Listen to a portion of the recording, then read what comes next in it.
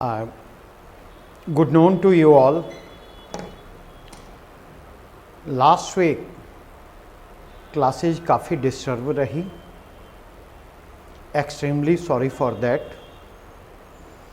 Actually रोशन sir unveil नहीं हैं, unveil हैं और संयोग से जिस दिन हमने वैक्सीनेशन करवाया उसी दिन शाम में जब रिपोर्ट आई तो एंटीजन रिपोर्ट ने तो नेगेटिव बतलाया, लेकिन आरटीपीसीआर रिपोर्ट में वो पॉजिटिव पाए गए, तो जिसके कारण वो क्वारंटाइन है अभी और उसी के कारण क्लासेस थोड़े से डिस्टर्ब भी हुए. आज से कन्हैया के सर के साथ मैं हूँ. कन्हैया सर ने यूपीएससी में की तैयारी के क्रम में कन्हैया सर से मेरी मुलाकात हुई. साक्षात्कार भी दिया है इन्होंने यूपीएससी में. 5-6 नौकरियां छोड़ी हैं एसएससी के थ्रू सिलेक्शन पाने के बाद और 56 to 59 बीपीएससी में इनका फाइनल सिलेक्शन हुआ था. डिस्ट्रिक्ट एम्प्लॉयमेंट ऑफिसर के रूप में ये सिलेक्टेड हुए, लेकिन डीईओ के पोस्ट पर भी इन्होंने ज्वाइन नहीं किया. तो कई बार मुझे लगता है कि नौकरियां छोड़ने में इनको महारत हासिल है. एक चीज, दो चीजें इनमें हैं जिसने मुझे प्रभावित किया. एक परफेक्शन की चाह जो एक स्टूडेंट के रूप में लिमिटेशन बन जाती है और कई बार इतने बड़े लिमिटेशन के रूप में उभर करके आती है कि आपके और सक्सेस के बीच एक बैरियर के रूप में काम करती है. और दूसरी चीज डायनामिज्म. उस डायनामिज्म का संबंध भी कहीं ना कहीं परफेक्शन की चाह से ही जाकर जुड़ता है. तो एज ए स्टूडेंट कई बार जो चीज़ें लिमिटेशन बन जाती हैं, एज ए टीचर वही चीज़ें आपके स्ट्रेंथ में तब्दील हो जाती हैं. तो कहीं ना कहीं ये दो बिंदु ऐसे थे अन्य सारी चीज़ों के अलावा जिसके कारण कन्हैया सर हमारे साथ जुड़े. इंडियन हिस्ट्री सेक्शन आपके साथ शुरू करने जा रहे हैं. आज बेसिक ओरिएंटेशन पर आपके साथ चर्चा करेंगे और बेसिक ओरिएंटेशन पर चर्चा के साथ आपके साथ मॉडर्न इंडिया पर क्लासेज ये आप शुरू करने जा रहे हैं. कन्हैया सर.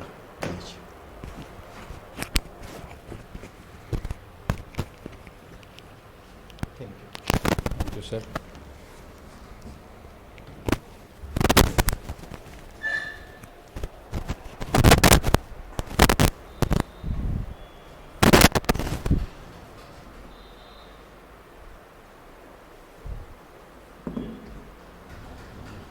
Hello everyone.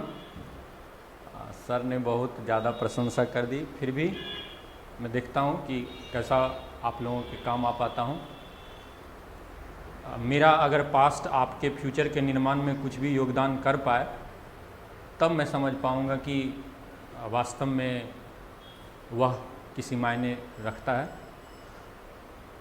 तो ऊपर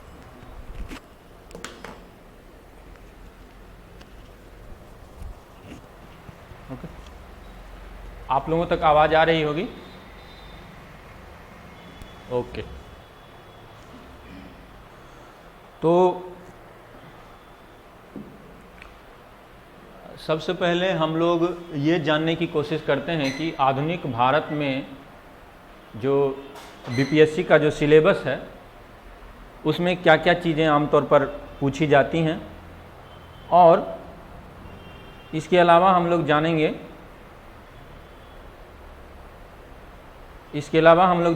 जानेंगे कि किन किन टॉपिक्स को हमें पढ़ना है और कहाँ पर ज़्यादा ध्यान देना है. तो अगर आप बीपीएससी का सिलेबस देखेंगे तो उसमें बहुत ही वेग लिखा हुआ है. सिलेबस में लिखा हुआ है आधुनिक भारत,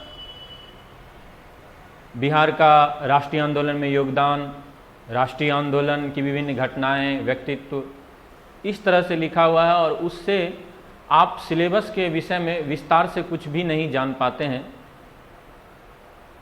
फिर भी मोटा मोटी अगर हम देखें तो आधुनिक भारत में हम लोग मुगलों के पतन से या यूरोपियों के आगमन से लेकर, अगर मैं कहूँ व्यक्तियों की दृष्टि से अगर हम लोग देखें तो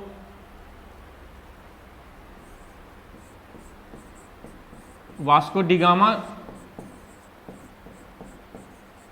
के आने से लेकर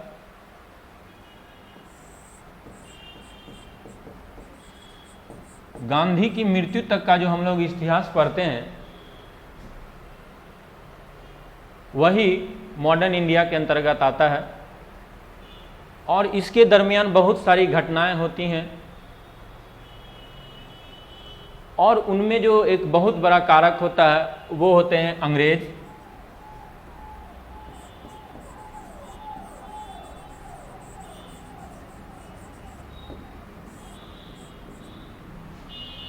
उनकी बहुत सारी पॉलिसीज होती हैं,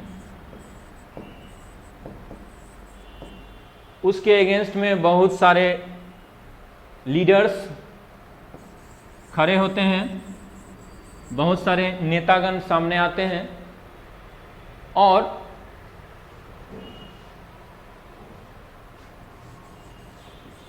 कई आंदोलन होते हैं, मूवमेंट्स होते हैं।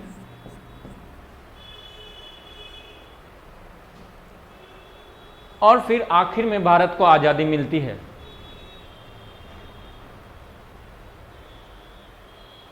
इस दरमियान हम लोग देखते हैं कि ये जो डिफरेंट पॉलिसीज हैं, जो डिफरेंट भिन्न भिन्न नीतियां हैं, उन नीतियों का भी अलग अलग प्रभाव पड़ता है आर्थिक, राजनीतिक और सामाजिक, economic, social and political impacts. We are going to see all these things in detail, and despite all this we are not going to lose our focus from preliminary examination। हम लोग इन सारी चीज़ों को समग्रता से देखेंगे, लेकिन जो प्रारंभिक परीक्षा है उस पर जो हमारा ध्यान है उससे हम नहीं भटकेंगे। लेकिन इसके बावजूद मुख्य परीक्षा के लिए भी मुझे लगता है कि एक अच्छी समझ आप लोगों में विकसित हो जाएगी, ऐसा मेरा प्रयास होगा। और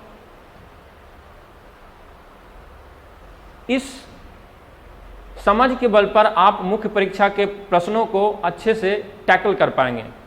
you would be able to tackle all the different aspects of a question if you go through this class sincerely, and I hope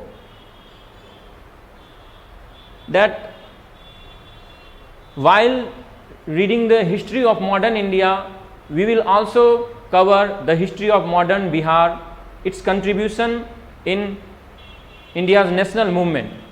Bihar का राष्ट्रीय आंदोलन में जो योगदान रहा है, आधुनिक भारत में जो योगदान रहा है, हम उसे भी देखते हुए चलेंगे, क्योंकि बिहार से भी बहुत सारे प्रश्न पूछे जाते हैं। खास करके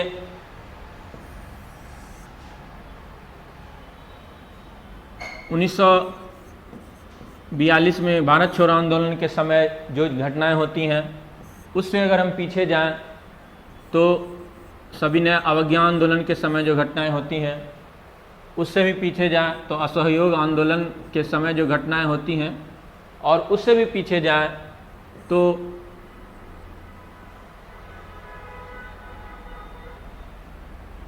तो 1917 में जो चंपारण आंदोलन होता है और the advent of Gandhi, Gandhi का जो भारतीय राजनीतिक पटल पर आगमन होता है, वो भी हम लोग जानेंगे।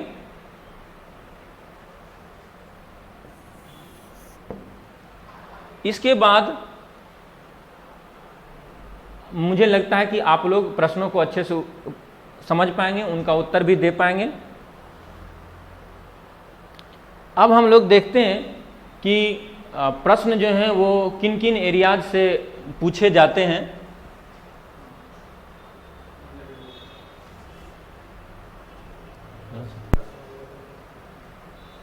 ओके,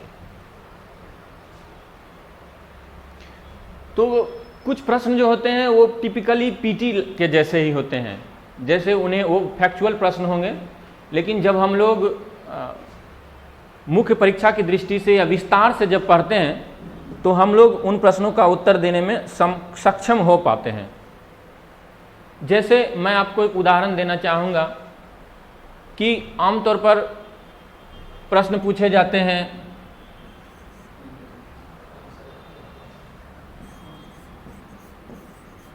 समाचार पत्र और उनके संपादक से जुड़ा कोई प्रश्न पूछा जाता है, आंदोलन के समय जो गवर्नर या वायसराय थे, आंदोलन से जुड़े जो व्यक्ति थे, जो घटनाएं थीं, उनसे संबंधित प्रश्न पूछे जाते हैं। अगर आप पूरे विस्तार से पढ़ेंगे तो ये सब चीज़ें आपको ऑटोमेटिकली याद हो जाएंगी, आपको अधिक प्रयास नहीं करना पड़ेगा। वास्तव में इतिहास हो या कोई भी विषय हो, whether it is history or any other subject, the modus operandi of studying is simple। वो क्या है? पढ़ने का तरीका सिंपल होना चाहिए। वो ये होना चाहिए कि पहले आपके पास एक मोटा खाका हो, एक ब्रीफ और ब्रॉड आउटलाइन हो, फिर आप उसकी मेजर घटनाओं को जानें, जो मेजर कंपोनेंट्स हैं, मेजर इवेंट्स हैं, और उन मेजर इवेंट्स को जानने के बाद आप उनसे जुड़े हुए जो महत्वपूर्ण पर्सनालिटीज हैं उनको जान लें। तब जो और भी गहरे डिटेल्स हैं उनको आप अच्छे से समझ पाएंगे और आपको समस्या नहीं होगी। वास्तव में होता यह है कि हम लोग सारी चीज़ों को एक ही बार ग्रहण करने का प्रयास करते हैं और उससे कई बार समस्या आ जाती है।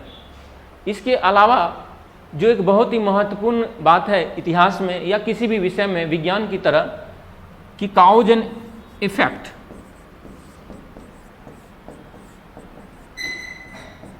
कॉज एंड इफेक्ट का सिद्धांत यहां पर भी काम करता है। जैसे मैं आपको एक उदाहरण देता हूं। गांधी जी 1917 में चंपारण आए, उन्हें बुलाया गया। गांधी जी को क्यों बुलाया गया? अगर हम ये जानें तो हमें साउथ अफ्रीका में गांधी जी के जो काम है उन्हें जानना होगा, और अगर वहाँ पर उनके जो उनका काम करने का तरीका था, the way he dealt with the administration of Natal and other areas, वहाँ के जो प्रशासक थे उनसे जिस तरह से उन्होंने डील किया, जिस तरह से उन्होंने व्यवहार किया, अगर उसे हम जान जाएं तो हम मोटा मोटी अंदाज़ा लगा सकते हैं पहले ही कि चंपारण सत्याग्रह किस दिशा में जाना जाएगा। अगर हम गांधी जी के विचारों को, उनके आइडियाज को और उन आइडियाज का जो बेसिस था उसे जान जाएं, जो फाउंडेशन था उनका विचारों का जो आधार था उसे जान जाएं, तो हम जान पाएंगे कि क्यों गांधी जी ने गोलमेज सम्मेलन में, गांधी इरविन समझौते में भगत सिंह, सुखदेव और राजगुरु को फांसी से छुड़ाने पर कोई समझौता नहीं किया। इतिहास पढ़ने का हमारा उद्देश्य इतिहास में फंसे रहना नहीं है, उससे आगे बढ़ना है। इतिहास हमें हमारे पूर्वजों की गलतियों, अच्छाइयों को बताता है, लेकिन उनसे जकड़े हुए रहने के लिए नहीं सिखाता है।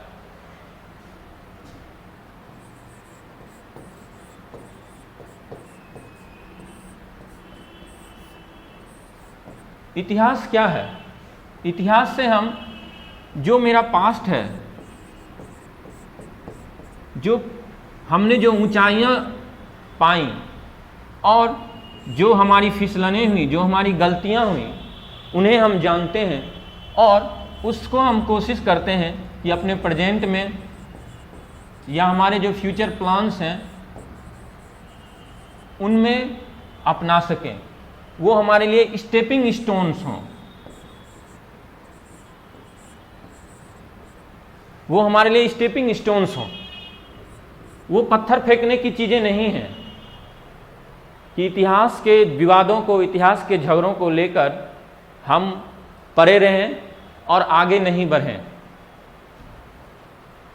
तो मोटा मोटी यहाँ पर हम लोग जान पा रहे हैं कि इतिहास क्यों पढ़ना चाहिए और क्यों ये कॉज एंड इफेक्ट का रिलेशनशिप जो है वह हमें इतिहास को समझने में, एक कहानी की तरह समझने में मदद करेगा। अब सोर्स मटेरियल,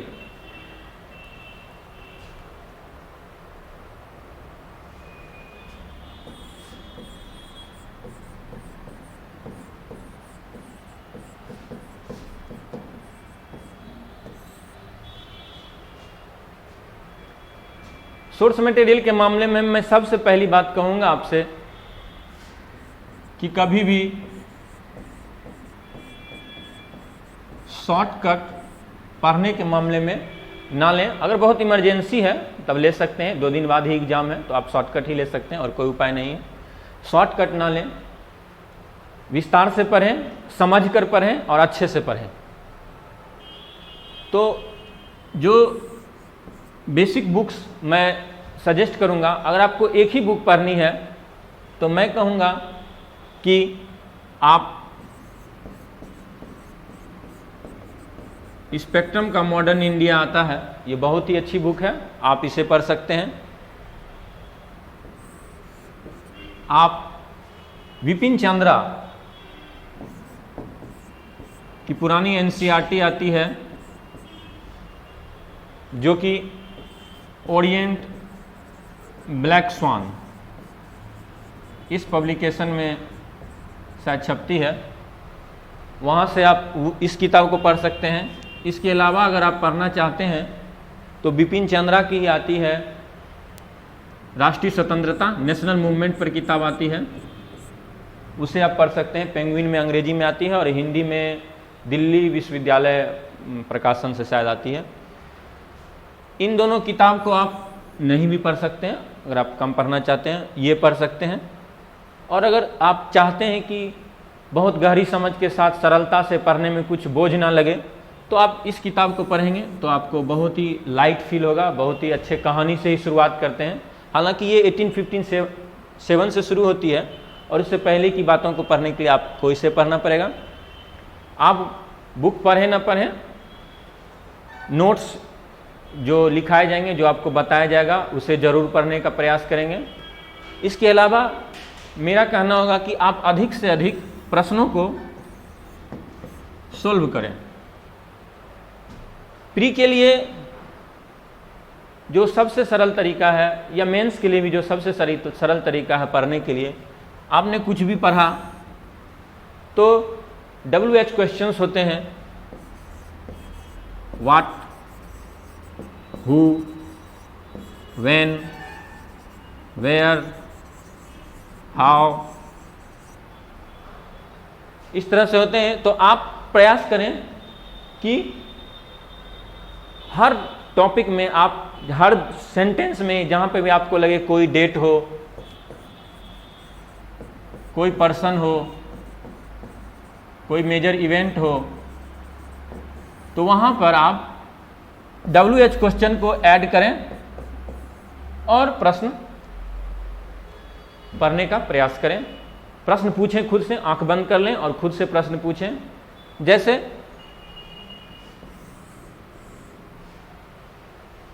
गांधी जी का जन्म 2 अक्टूबर 1869 को हुआ, आपने यह पढ़ा, तो आपको खुद से प्रश्न करना है कि गांधी जी का जन्म कब हुआ 2 अक्टूबर 1869 को। अगर मन से उत्तर आ रहा है बिना देखे हुए तो आपने समझ लिया, आपको याद हो गया है। इसके अलावा जब आप प्रैक्टिस पेपर करेंगे, जब आप टेस्ट सीरीज करेंगे, तो आपके लिए ये चीज़ें आसान हो जाएंगी।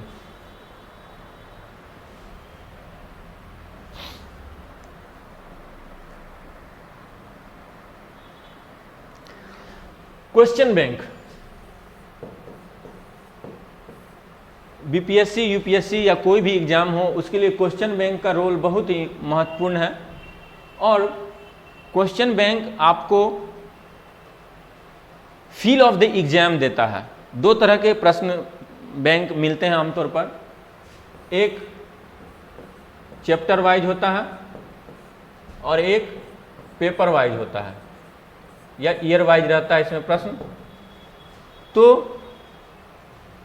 प्रारंभ में आप चैप्टर वाइज भी पढ़ सकते हैं, इससे आपको उस चैप्टर से किस तरह के प्रश्न पूछे जा रहे हैं इसका अंदाज़ा लग जाएगा। और जब आप किसी भी बुक को पढ़िएगा, नोट्स को पढ़िएगा, तो आप खुद ब खुद समझ पाएंगे कि ये चीज़ें याद करने लायक हैं या ये चीज़ें याद करने लायक नहीं हैं। तो आप चैप्टर वाइज वाली कोई भी बुक खरीद सकते हैं। पेपर वाइज में चीज़ें थोड़ी मिली जुली होती हैं, तो आपको खुद से छांटना पड़ेगा। अगर आपके पास यही है तो आप वैसा भी कर सकते हैं। बार बार प्रश्न पत्र को देखने से आपके पास अंदाजा होगा कि कहाँ कहाँ से प्रश्न पूछे जा रहे हैं, कौन सा प्रश्न पूछा गया। और बीपीएससी में भी कई बार होता है, यहाँ तक यूपीएससी में भी होता है कि कई प्रश्न रिपीट कर दिए जाते हैं। कई प्रश्न रिपीट भी 2 तरह से होते हैं प्रश्न। एक तो सीधे का सीधे डायरेक्ट, जो प्रश्न पिछली बार पूछा गया था वही प्रश्न रिपीट हो रहा है, और एक जो उसके ऑप्शंस हैं उससे ही रिलेटेड उसको उल्टा करके पूछ दिया गया है। ठीक है, तो जब आप क्वेश्चन बैंक को देखेंगे, उसके डिटेल्ड आंसर को पढ़ेंगे, तो आप इन चीज़ों को समझ पाएंगे। क्वेश्चन बैंक को बार बार देखना है, क्योंकि प्री का कट ऑफ भी दिनों दिन ऊपर बढ़ता जा रहा है। जिन भी कारणों से बढ़ रहा है, आपको उन कारणों के बजाय अपना मार्क्स बढ़ाने पर ध्यान देना पड़ेगा, क्योंकि वो कारण कल भी थे, आज भी हैं और परसों भी रहेंगे, थे और भविष्य में भी रहेंगे ही रहेंगे। इसलिए उन कारणों पर आप ध्यान नहीं दें, बल्कि आप अपनी मजबूती पर ध्यान दें, अपने आप को स्ट्रॉन्ग करने पर ध्यान दें, तभी बेहतर कर पाएंगे। बहाने बनाने से कुछ भी नहीं होगा। यहाँ पर एक प्रश्न और भी पूछा गया है कि whether we should be factual और कंसेप्चुअल।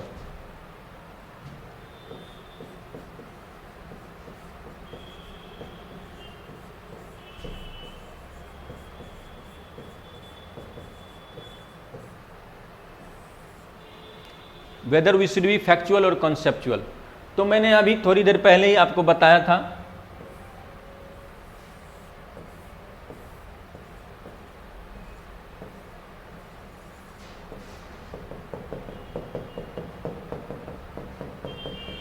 तो ये छोटे छोटे जो दाने दिख रहे हैं ये है फैक्ट्स, और ये जो बड़े बड़े दाने हैं वो मेजर फैक्ट्स हैं, मेजर पर्सनालिटीज हैं, जो भी मेजर फैक्ट्स के हैं। और ये पूरा फ्रेमवर्क है। कई बार लोग शॉर्टकट की चाह में क्या करते हैं, वो केवल क्वेश्चन बैंक पढ़ेंगे, वो कोई स्पीडी की टाइप का आता है उसे पढ़ेंगे।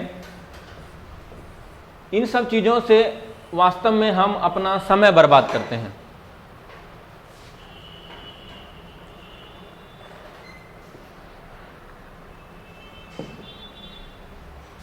क्योंकि कोई भी बात हमें कहानी के माध्यम से याद रहती है। हर बात को साइंटिस्ट कहते हैं, किसी भी बात को याद करने के लिए उसके आगे और पीछे की चीज़ें अगर याद रहें तो याद आ जाती हैं। जैसे कई बार आप कोई सामान खो जाता है आपका, तो जो प्रोफेशनल्स होते हैं, जो साइकोलॉजिस्ट होते हैं, वो हमें सजेस्ट करते हैं कि आप फ्लैशबैक में जाइए। फ्लैशबैक में जाने के बाद आप धीरे धीरे धीरे धीरे स्टेप बाय स्टेप, एक घटना दर घटना दर घटना दर घटना आप जानते जाते हैं, याद आते जाता है आपको। और जब वो याद आता है तो कहाँ पर आपने वो सामान रखा था, कहाँ पर भूले थे, कैसे आप भूले थे, क्या हुआ था, वो भी चीज़ याद आ जाती है। तो ऐसा कैसे हुआ? क्योंकि आपने सीक्वेंस ऑफ इवेंट्स को याद किया, एक पूरी कहानी जो बनी उसे आपने याद किया। तो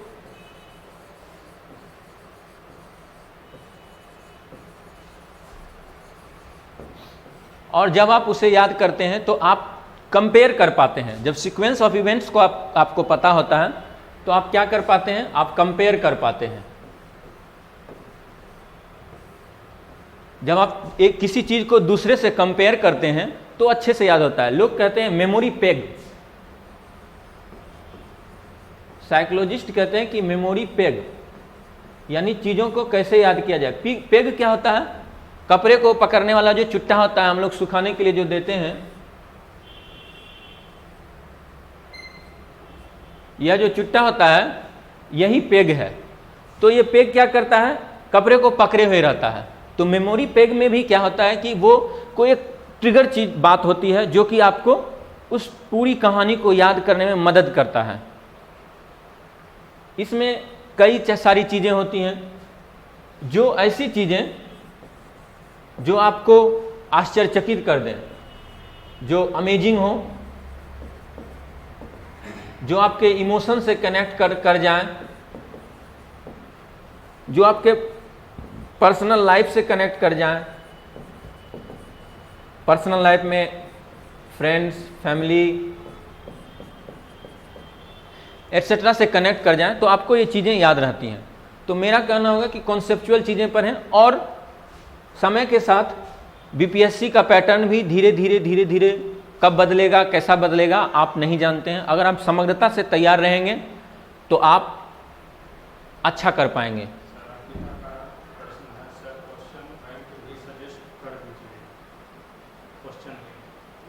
क्वेश्चन, अच्छा, एक प्रश्न आया है कि क्वेश्चन बैंक भी सजेस्ट कर दीजिए।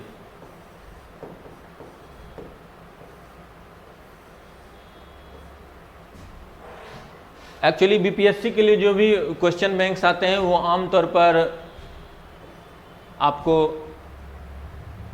बिहार से ही जो पब्लिकेशंस हैं वो पब्लिश करती हैं, जैसे यूनिक भारती है।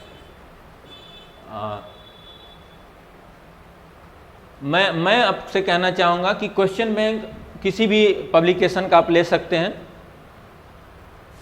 प्रयास यही करें कि सॉल्यूशन जो हैं वो अच्छे हों उसके। अभी लेटेस्ट क्वेश्चन बैंक मैंने नहीं देखा है किसी भी पब्लिकेशन का, इसलिए मैं ऑथेंटिकली नहीं कह पाऊँगा अपनी बात कि इसी पब्लिकेशन का लें। मैं मार्केट में अगर जाऊँगा और मैं देखूँगा तो मैं निश्चित रूप से अगली क्लास में मैं आपको बताऊँगा कि कौन सा क्वेश्चन बैंक लेना चाहिए।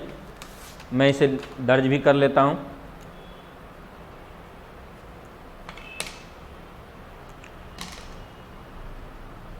तो अभी हमारी बातें यहाँ तक हो गई हैं फैक्चुअल और कॉन्सेप्चुअल के बारे में।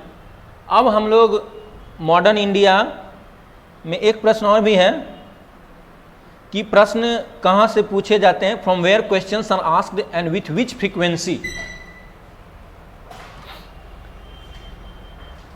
प्रश्नों में बिहार से पूछे जाने वाले प्रश्नों की प्रधानता होती है। नेशनल मूवमेंट से जुड़े हुए प्रश्न पूछे जाते हैं। कई प्रश्न तो मैंने ऐसे देखे हैं जो आमतौर पर अन्य परीक्षाओं में कहीं पूछे ही नहीं गए, लेकिन बीपीएससी ने बहुत ही डीपली जाकर वो प्रश्न पूछे हैं। तो मेरा ये कहना होगा कि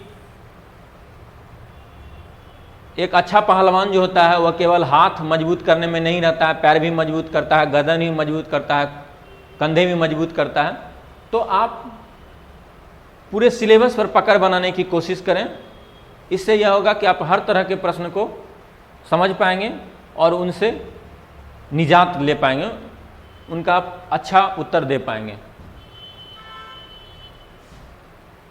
गवर्नर जनरल्स और वायसराय से संबंधित प्रश्न जो हैं वो पूछे जाते हैं, लेकिन इस तरह मैं कुछ टॉपिक्स आपको बता दूं तो वह बहुत ही शॉर्टकट होगा। और लोग जब शॉर्टकट बता दिया जाता है तो लोग शॉर्टकट ही तरीका अपनाते हैं। शॉर्टकट आपको भी पता है, बाहर में कीज बिक रही हैं, नोट्स बिक रहे हैं और बहुत सारी चीज़ें शॉर्टकट ही सब बता रहे हैं, लेकिन शॉर्टकट में ना जाए। क्योंकि एक दो प्रश्न से आजकल हजारों लड़के लड़कियां बाहर हो रहे हैं। तो आपको रिजल्ट लेना है तो आपको एक समग्रता से तैयारी करनी होगी, अच्छे से तैयारी करनी होगी और खुद को धोखा दिए बगैर तैयारी करनी होगी। अब हम लोग आज शुरू करते हैं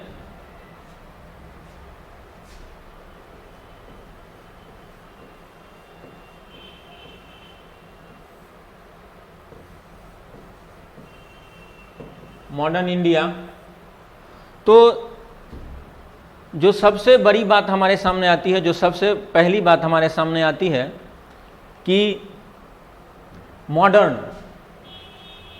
इंडिया में मॉडर्न क्या है, क्यों इसे मॉडर्न इंडिया कहा गया। और अगर हम लोग मॉडर्न का मतलब ये समझें कि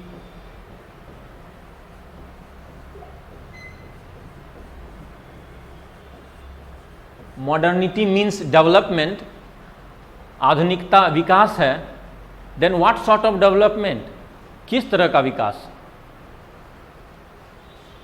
और अगर हम ये अर्थ केवल लेते हैं तो ये बहुत ही एक छोटा सा वेरी पेटी मीनिंग होगा, बहुत ही नैरो अर्थ होगा ये। तो हम लोगों को इसलिए देखने की ज़रूरत है कि मॉडर्निटी आखिर है क्या। जैसे आखिर मैं क्यों कह रहा हूँ कि ये नैरो मीनिंग होगा, तो आप एक छोटा सा उदाहरण लें। आप दिल्ली की तुलना पटना से करें, पटना की तुलना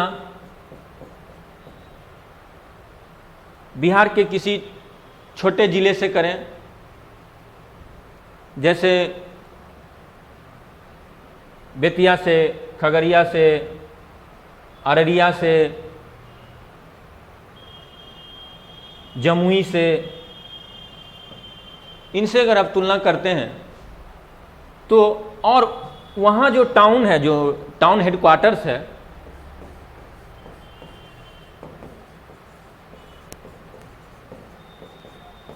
जो डिस्ट्रिक्ट हेडक्वार्टर है,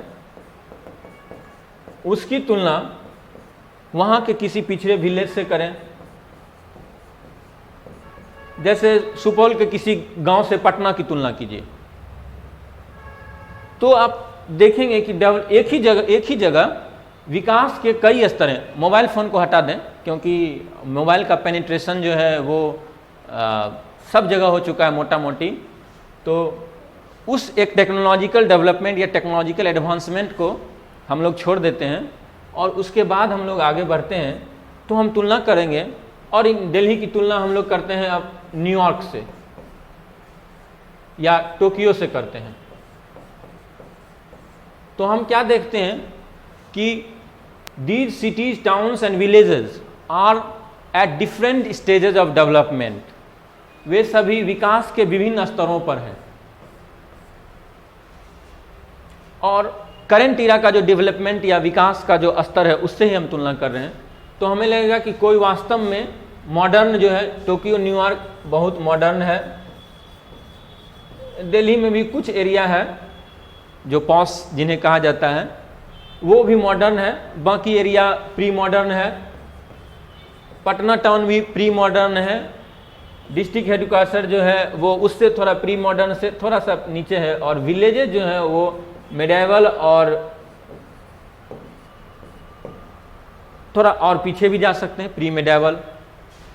तो ऐसी अवस्था में है, यानी एक ही दुनिया में मॉडर्न वर्ल्ड तो है, मॉडर्न इंडिया तो है, लेकिन विकास का अलग अलग स्तर है।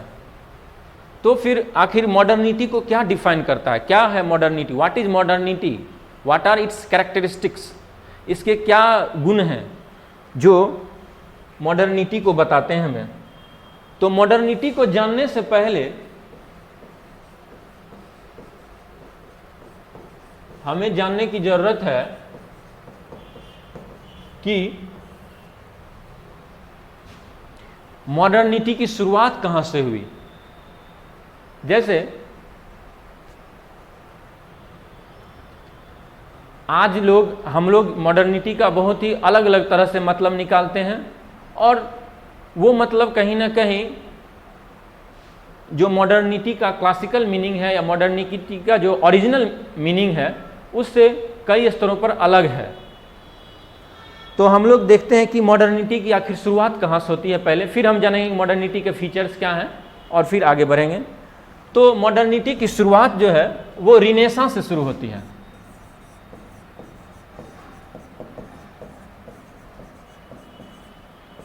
रिनेसां या पुनर्जागरण,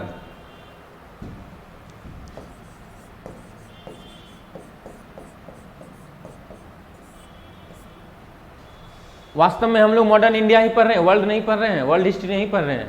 क्योंकि जब अभी आप अगर पुनर्जागरण को समझ लेंगे तो जो राजा राम मोहन राय, जो इंडिया में जो मॉडर्न इंडिया में सोशल रिफॉर्म्स होते हैं, सोशल एंड रिलीजियस रिफॉर्म्स होते हैं, उन्हें हम समझ पाएंगे।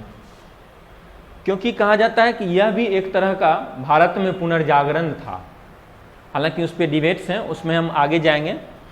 तो ये पुनर्जागरण जो यूरोप में जो पुनर्जागरण हुआ था वह क्या था, उसे हम लोग जानते हैं। इस पुनर्जागरण में क्या हुआ था, इस पुनर्जागरण का जो मुख्य कारण था वह कारण था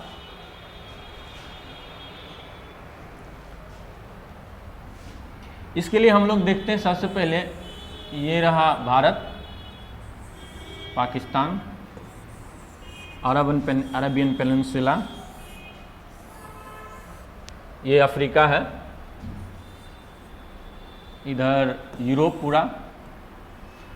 तो यहाँ पर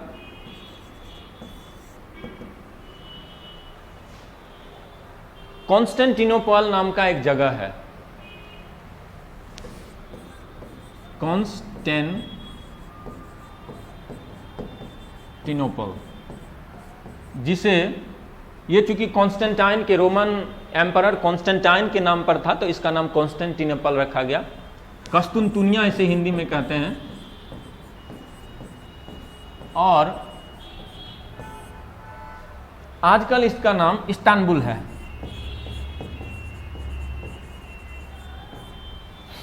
तो अभी हाल फिलहाल में आपने सुना होगा कि तुर्की में हाजिया सोफिया नाम का एक रिडंडेंट चर्च था। रिडंडेंट चर्च का मतलब हुआ कि वो आमतौर पर चर्च के रूप में नहीं ही प्रयोग किया जा रहा था, उसे मॉस्क में परिवर्तित कर दिया गया एर्दोगन एडमिनिस्ट्रेशन के द्वारा। यह जो चर्च है, जो हाजिया सोफिया जो इसका नाम है,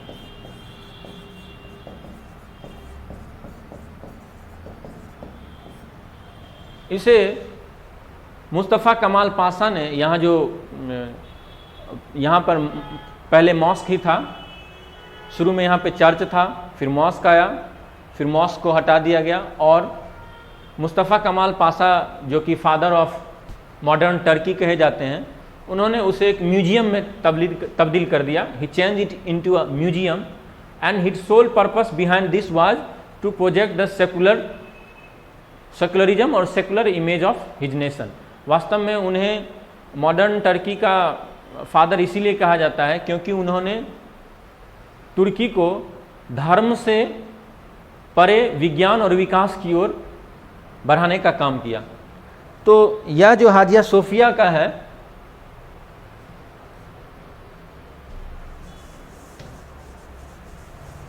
मॉस्क, तो यहाँ पे कस्तुनतुनिया है। इस कस्तुनतुनिया में क्या हुआ है 1453 में, ओके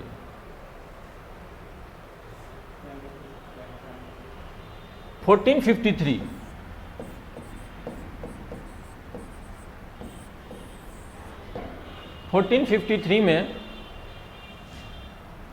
यहाँ पर एक और यूरोप था, इधर था बाइजेंटाइन एम्पायर, और इधर था ऑटोमन एम्पायर।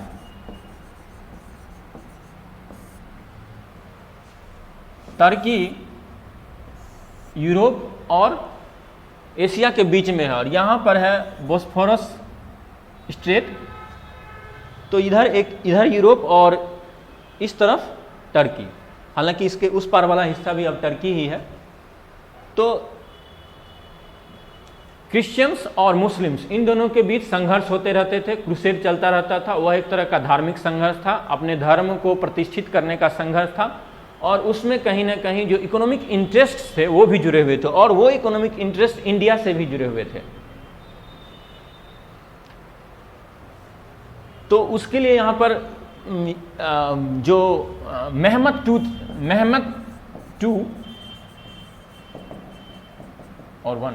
टू जो यहाँ के किंग थे, इस ऑटोमन एम्पायर के एम्परर या किंग जो के हैं, उन्होंने उनके ही समय में बाइजेंटाइन एम्पायर पर कब्जा कर लिया गया। और यहाँ से जो भी विद्वान थे, वो जितने भी अच्छे अच्छे बुक्स थे, आप देखते हैं, आपने सुना होगा कि जब बख्तियार खिलजी नालंदा यूनिवर्सिटी आया था तो उसने क्या किया था, उसने वहाँ की लाइब्रेरीज को ख़त्म कर दिया था। तो जब marauding forces of Mahmud to ransacked the city of Constantinople, the laureates and learned persons of the city ran away with all the literature, all the ancient literature that was with them.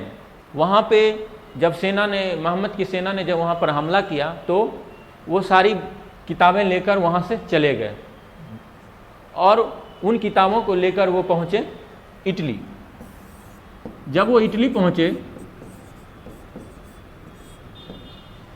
इसीलिए हम लोग जानते हैं कि Italy में ही पुनर्जागरण की शुरुआत हुई थी, क्योंकि इटली में पुनर्जागरण की शुरुआत होने के कई कारण थे।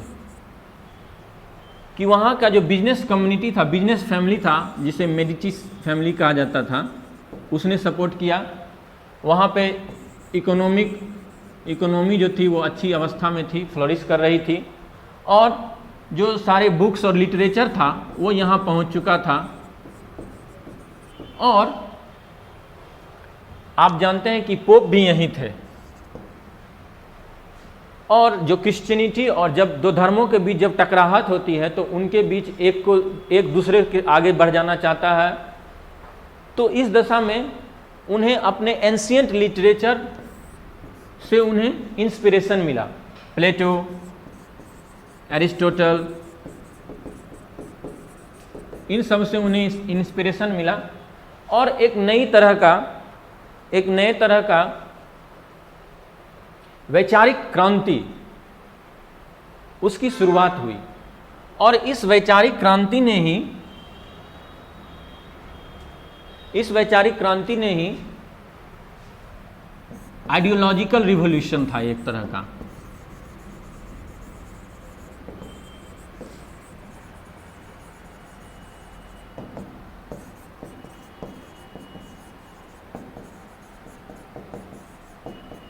इस वैचारिक क्रांति ने सारे क्षेत्रों को, जीवन के सभी क्षेत्रों को प्रभावित किया। जब विचार कर्म में बदल जाते हैं तभी वो वास्तव में अधिक प्रभावी होते हैं। तो यहाँ पर भी वही हुआ। आर्ट में जैसे आप देखते हैं माइकल एंजेलो,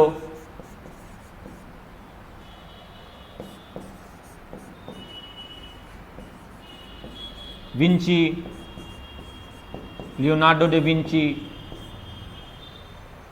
आप लिटरेचर में देखिएगा फ्रांसिस बेकन, वो साइंस में भी हैं, बेन जॉनसन। साइंस में आप देखिएगा बेकन है, कोपरनिकस है, गैलीलियो हैं, अनेक लोग हैं जिन्होंने कि पूरे समाज को एक तरह से बदल दिया, काया ही पलट गई। इसमें प्रिंटिंग प्रेस इत्यादि का भी योगदान रहा और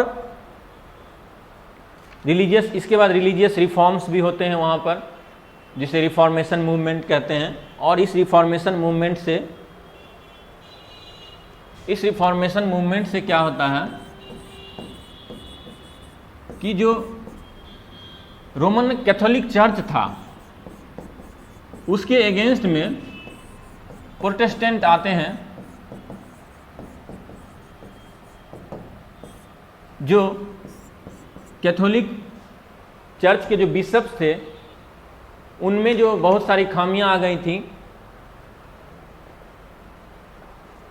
जैसे सेलिबेसी का पालन नहीं करना, जैसे डॉक्यूमेंट, एक ऐसा डॉक्यूमेंट बेचना जिससे कि कहा जाता था कि आपके सारे पाप धुल गए, अब ये कागज लीजिए, पैसे दीजिए, कागज लीजिए और सारे पाप धुल गए। तो लेकिन प्रोटेस्टेंट के अगेंस्ट में काउंटर रिफॉर्म हुए, जिसे काउंटर रिफॉर्म मूवमेंट कहा जाता है, काउंटर रिफॉर्मेशन। तो इसने क्या किया, कैथोलिक्स में जो कमियां थी उसे चेंज कर दिया। और आज जो हम जिस रूप में कैथोलिक क्रिश्चियन सोसाइटी को जानते हैं वो यहीं से आता है, इस काउंटर रिफॉर्म से। जैसे आज आप देखिएगा कि जिले जिले हर जगह क्रिश्चियन मिशनरी स्कूल्स हैं।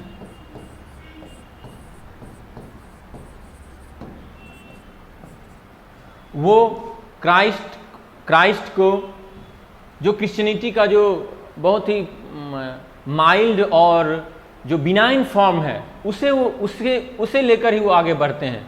जैसे सर्विस, काइंडनेस, सेवा, दया।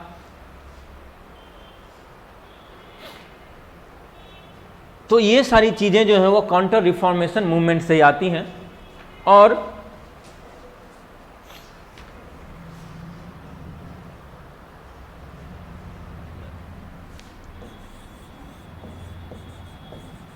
रिनेसा के दौरान जो सबसे महत्वपूर्ण कारक हुआ, जो सबसे महत्वपूर्ण प्रभाव हुआ, वह क्या था? साइंस के क्षेत्र में कोपरनिकस ने क्या किया? उससे पहले यूरोप में माना जाता था कि दुनिया के केंद्र में क्या है? पृथ्वी है। यूनिवर्स के सेंटर में पृथ्वी है, जियोसेंट्रिक। कोपरनिकस ने उसे चैलेंज किया। आरंभ में माना जाता था कि वर्ल्ड इज फ्लैट। बाद में जो वहाँ के विचारक है उनमें से कई का कहना था कि नहीं, फ्लैट नहीं है। कोपरनिकस ने कहा कि दुनिया जो है वो हेलियोसेंट्रिक वर्ल्ड यूनिवर्स है, यानी सन जो है वो बीच में है और अदर जो प्लैनेट्स हैं वो इसके चारों ओर चक्कर लगाते हैं। एक तरह से कोपरनिकस ने जो विचार दिया उसे बाद में केपलर, गैलीलियो, इन सबों ने साबित कर दिया। बाद में चर्च भी मानने के लिए तैयार हो गया। उससे थोड़ा समय लगा, लेकिन चर्च भी मानने के लिए तैयार हो गया। उससे पहले कोई भी व्यक्ति सच बोलने से भागता था, क्योंकि वहाँ पे ऐसी अवस्था थी, स्थिति थी कि जो भी चर्च के खिलाफ बोलता था उसे मृत्युदंड दे दिया जाता था। चर्च के खिलाफ बोलने का मतलब यह है कि चर्च की जो विचारधारा है उसके खिलाफ।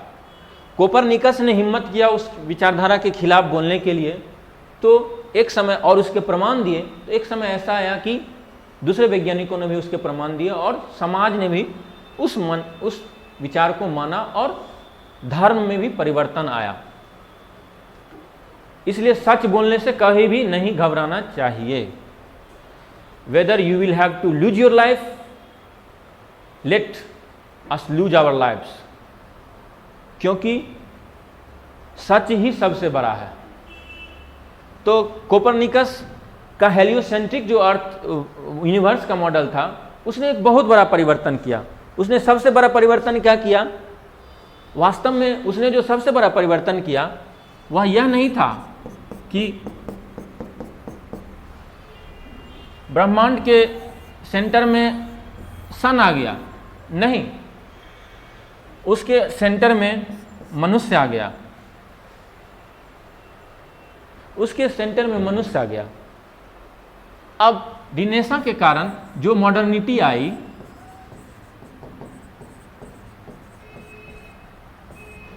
जो आधुनिकता आई, उसके सेंटर में कौन था? मनुष्य, ह्यूमैनिटी। इसलिए वहां पे ह्यूमैनिज्म, यूनिवर्सिटीज में ह्यूमैनिज्म पढ़ाया जाने लगा। साइंस से क्या आया? साइंस से आया इंक्वायरी, प्रश्न पूछना आया, ऑब्जर्वेशन आया।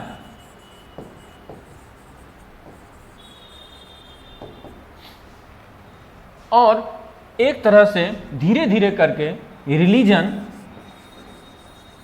जो समाज के हर हिस्से को कंट्रोल करता था, समाज का हर हिस्सा का मतलब पॉलिटी, राजा को भी पोप की बात माननी पड़ती थी, या अगर बहुत ही अधिक शक्तिशाली राजा है जिसे प्रजा का बहुत अधिक समर्थन है, तभी वो थोड़ा मोड़ा अंतर कर पाता था, विरोध कर पाता था, अदरवाइज उसे पोप का समर्थन लेना पड़ता था, या वहाँ जो बिशप्स होते थे उनका समर्थन लेना पड़ता था। इकोनॉमी में भी चेंज आ गया।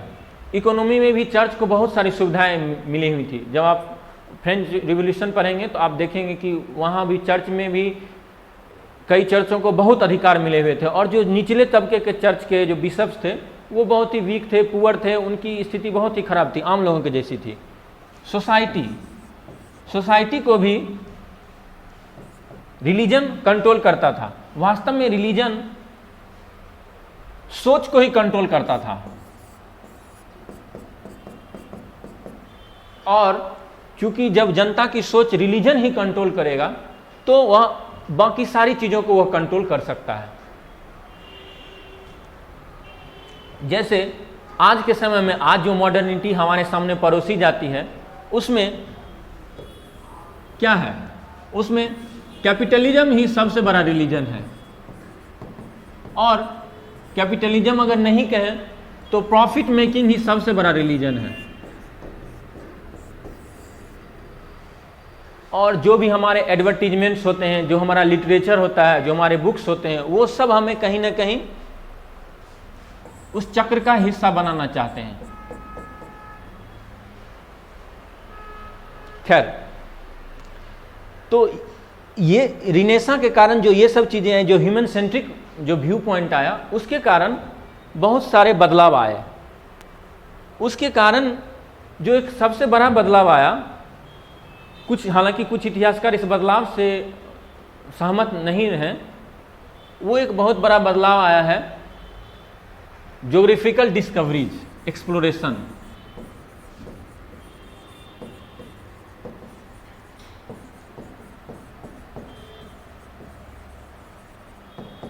हम ये भी जानेंगे कि आखिर कुछ इतिहासकार ऐसा क्यों मानते हैं कि ज्योग्राफिकल एक्सप्लोरेशन जो है वो रिनेसां या रिफॉर्मेशन इसकी उपज नहीं है।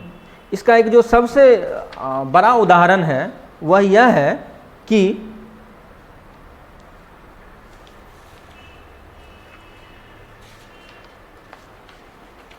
जब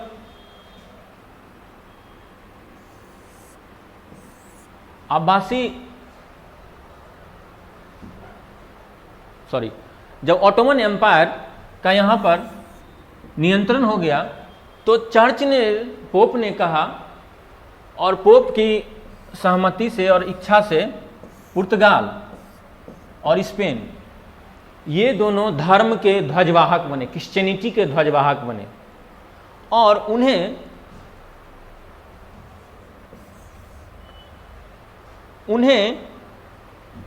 क्रिश्चियनिटी को दुनिया में फैलाने के लिए पोप ने एक, उसे कहते हैं पैपल बुल दिया। पैपल बुल क्या था? ये बुल कोई सांड नहीं था, ये एक तरह का डॉक्यूमेंट था, एक तरह का अथॉरिटी थी, और वो अथॉरिटी ये थी कि आप दुनिया में जहां भी नॉन क्रिश्चियंस हैं उन तक पहुंचें और क्रिश्चियनिटी का प्रसार करें, क्रिश्चियनिटी को फैलाएं। इसके लिए हम आपको दायित्व देते हैं। उस समय पुर्तगाल में हेनरी द नेविगेटर,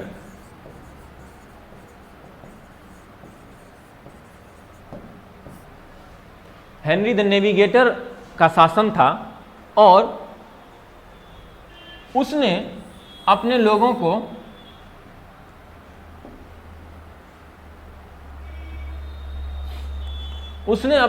को दुनिया के हिस्सों में भेजना शुरू किया। एक चीज और भी हम देखते हैं यहां पर कि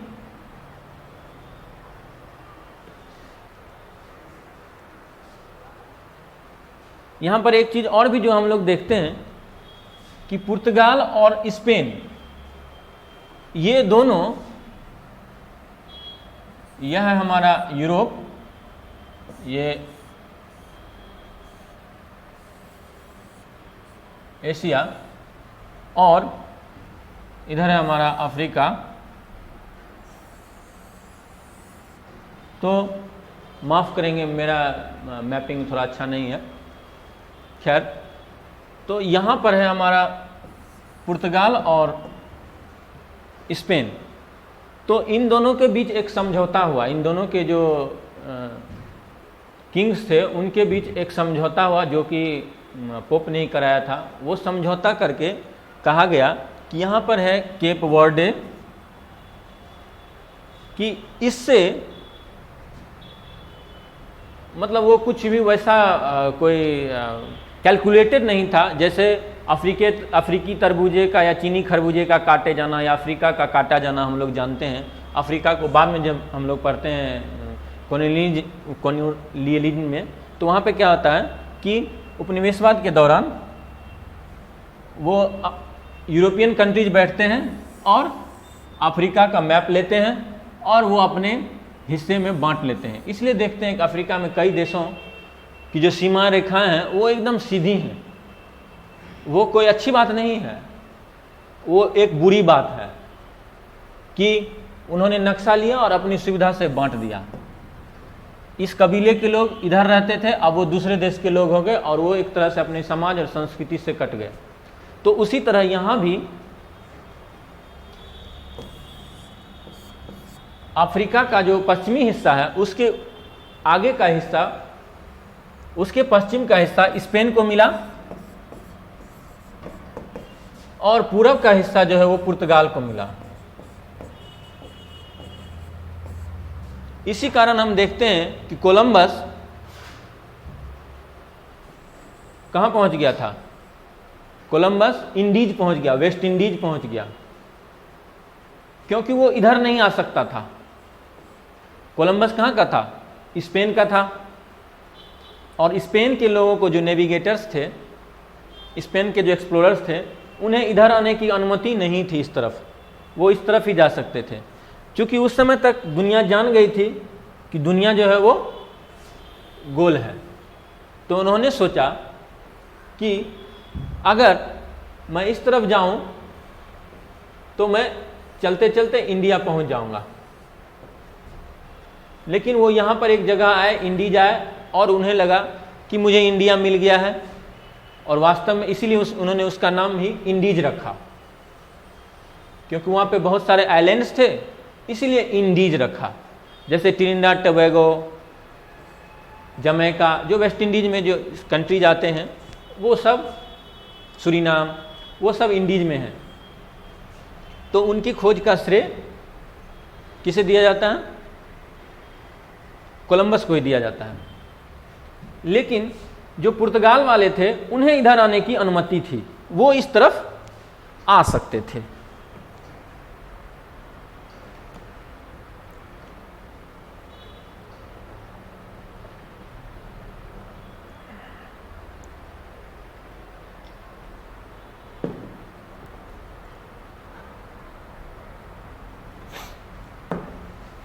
अब इसी दरमियान हम लोग जान लेते हैं कि कुछ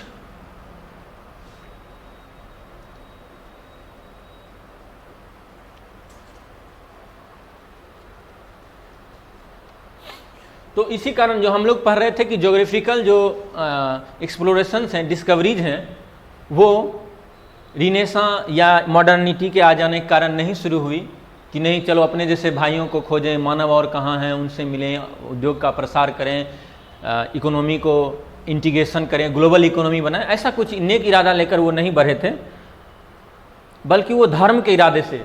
तो इसलिए कहा जाता है कि ये जो ज्योग्राफिकल एक्सप्लोरेशंस थे या डिस्कवरीज थी, उनका उद्देश्य जो था वो था 3G उद्देश्य था। 3G उद्देश्य क्या था? पहला था गोल्ड, ग्लोरी एंड गॉड। उन्हें व्यापार करना था, और व्यापार से क्या मिलने वाले थे? सिक्के मिलने वाले थे। ग्लोरी, जो धन मिलता, उससे क्या मिलता उन्हें सम्मान मिलता, तो इसलिए ग्लोरी।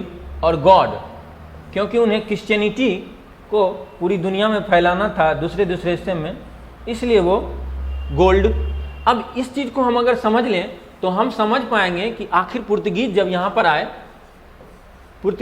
पर आए तो उन्होंने क्यों एक तरह से अपने आप को फोर्स करना शुरू किया। जब एक समय उनका कब्जा हो गया कुछ क्षेत्रों पर, वो समझ गए जब वहाँ की रीति नीति को, when they realised the inner weaknesses of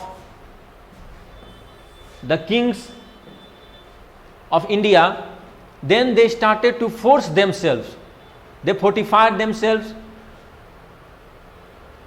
They started to rob other ships.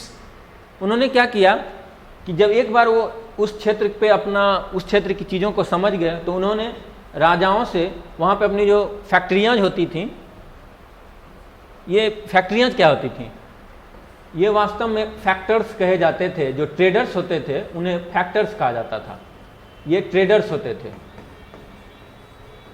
ये व्यापारी होते थे। ऐसा कुछ भी नहीं, यहाँ पे कुछ बनता नहीं था। फैक्ट्री मतलब आज की फैक्ट्री की तरह नहीं समझें कि वहाँ पे जूता बन रहा है, ऐसा कुछ नहीं था, या घड़ी बन रही है, ऐसा कुछ नहीं था। बल्कि ये फैक्टर्स जो थे, ये फैक्टर जो था वो ट्रेडर्स को फैक्टर कहा जाता था। उन्हें से फैक्ट्री, वो चूंकि वहाँ पे रहते थे इसलिए इसे फैक्ट्रीज कहा गया। तो उन्होंने अपनी फैक्ट्रीज को मजबूत करना शुरू कर दिया। और उन्होंने एक समय ऐसा भी आया कि उन्होंने जबरदस्ती धर्म परिवर्तन शुरू कर दिया। उन्होंने धार्मिक कानूनों को लागू करना शुरू किया। जो धर्म को नहीं मानता था उसके हाथ भी काट लिए जाते थे। खास करके गोवा और इस क्षेत्रों में उनके जो मिशनरी थे, जैसे संत जेवियर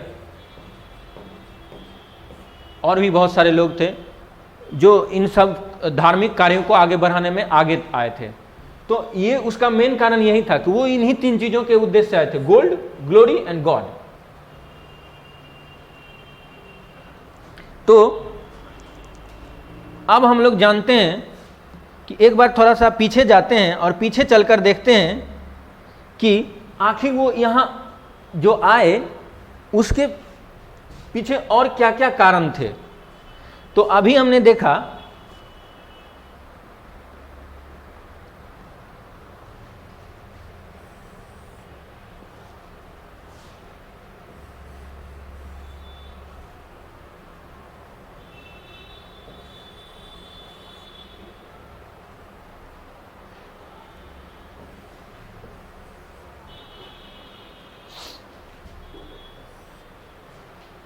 पहले क्या होता था कि जो भारत और यूरोप के बीच जो ट्रेड था, वो ट्रेड